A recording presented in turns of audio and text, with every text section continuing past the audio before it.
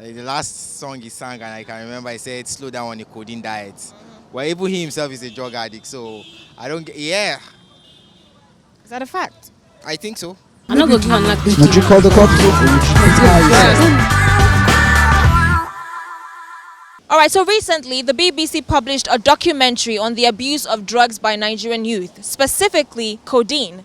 Now, this prompted the government to place a ban on this product, which is why I'm here for Pulse TV Vox Pop to find out what your opinion is on this ban. Do you think it's a positive move or a negative move? And of course, do you think that celebrities, sometimes indirectly, it might not be deliberate, mind you, but do they encourage youth to abuse drugs with their content, their music, their videos? Do you think so? All right, let's talk to some people and find out what people think, shall we? Let's go.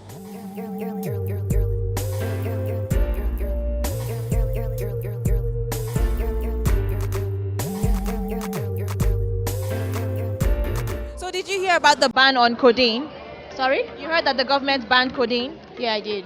Is this a positive or negative move? Positive. Thank you, government. God bless you. Positive. Thank you. I like it. Codeine is actually a good drug, but then using it in the wrong way, I don't think makes a lot of sense. And then coupled with the fact that a lot of youth these days are like crashing their cars and everything from different, drug uses and all of that. I just think they should really look deeper into it. Banning it does not mean that guys will not still get it. You get, in fact, that's when they get it more and everything. So I think they should really, and I think they would have even banned it if that interview by BBC was not leaked. So I'm thinking that is just doing it so that everybody will be like, oh yeah, they answered. So I think it should be looked in deeper than just banning. It's tricky because there's a lot more than just codeine, and I feel like weren't being very honest with ourselves. We know what is going on. It's beyond codeine. It's good that we've made it public and we're saying, okay, we're going to ban it, but I think that we still need to do more. We need to actually come out and be honest and say the truth about what's really going on behind the scenes. It's not just codeine. Codeine as itself, as in for the youths of nowadays, we all know. Yeah, we like to get high and all those stuff. You see, so banning codeine, I think it's going to help to some extent, but I'm not in support of it. You're not in support of the benefit. Yeah. Why not? Why is because if you look at the other side of it, people that actually take it for as cough syrup and all those things, that's another side. Then the people that abuse it just for just to get high and all every other thing. So how can you just ban something when it has its own usefulness? You get? I think it's going to add positively to the country if they ban it, because most young guys now, young ladies, are abusing it. Because excess of things, it's what is bad. I don't believe codeine is bad because it has its own economic importance also. What about people that actually use the medication? Let them go and buy something else. There should be a supplement somehow. That codeine has destroyed a lot of lazy Nigerian youth. So it's good. Thank you, sir.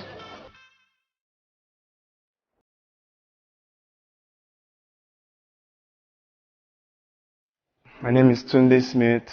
I'm a drug addict. Psychologists receive phone calls day and night from addicts who want to give up drugs. Every 2 calls is about one particular medicine, tramadol. If I'm being caught over here, if anyone should just suspect that I'm doing something like this, I'm screwed already. Before the police gets here, I would have been dead. It's so sure.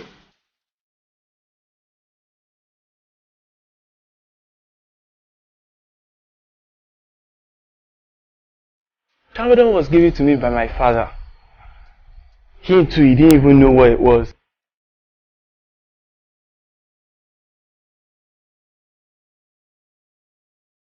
Lake City. Do you think that celebrities indirectly, But when people follow you and they see you and they take everything that you do and everything you say, you are indirectly influencing them. So they are, but some of them don't know that they are. They're like, I'm living my own life. I know what's good for me. But when you have a lot of people following you, 1, 2, 3 million people, out of that, there's a percentage that truly believes in everything that you do and they emulate you. Do you know what I'm saying? So yes, they sort of, encourage them to do that. People try to emulate them.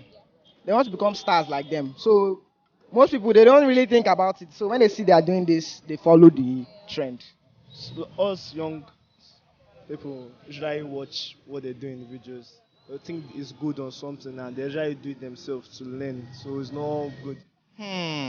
Well, looking at the few songs I've listened to these few days, like this Slim Case guy. The last song he sang, and I can remember, he said, "Slow down on the codeine diet." Well, even he himself is a drug addict, so I don't get. Yeah, Is that a fact? I think so. He is a drug addict because in one of his freestyle, he even said, "Otifun alo ogbo, I'm a freestyle fun." So what's the that he has given them money for smoke, so they will freestyle for him. So I think it's just a common thing in the industry. So they are indirectly encouraging us that are watching. It's not like they are indirectly encouraging. Their lifestyle is built around drugs. So it's not like they are encouraging, or it's, even if they end up singing about drugs and like, okay, oh, this is this. We all know that is what they do before going to the studio. So let's stop deceiving I ourselves. didn't know. Well, you don't. I know. I'm just hearing it for the first time. Okay. Welcome to the real world. Everything still boils down to the kind of country we are. So you're saying we have bigger problems than codeine in Nigeria? Yes, we have bigger problems, and in a way, codeine is helping us solve them little by little.